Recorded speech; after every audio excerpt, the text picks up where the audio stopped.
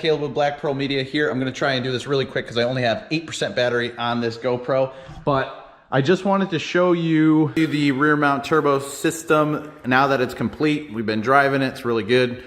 We got our Borg Warner back here, but actually, hold on, let's start from the front. So,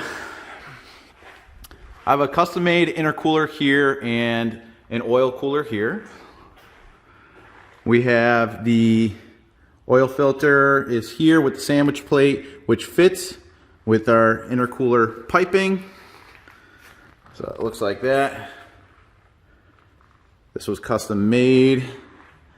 And we got a twin section that comes down here. It converges into the turbo at the back. Now you don't have to do it this way. You can do a single back and a single back to the engine, but we went with a double.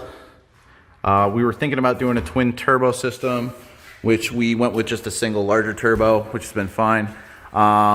Really important when you're installing these to make sure that you have good placement on your wastegates,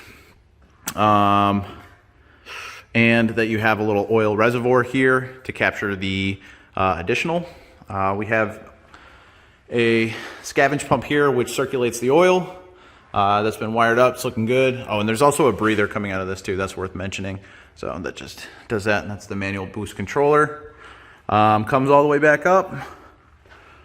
And that's pretty much what we ended up with. And we have resonators here, but it's still a little raspy. I want to see if I can add another one, maybe in this section here, or maybe right back here. Not sure, but we'll have to look into that. But she made 586 wheel horsepower and 430 foot-pounds of torque, somewhere around there. But if you guys want more information, check out the rest of the playlist with this build. If you have any questions, put it in the comments and subscribe to the channel.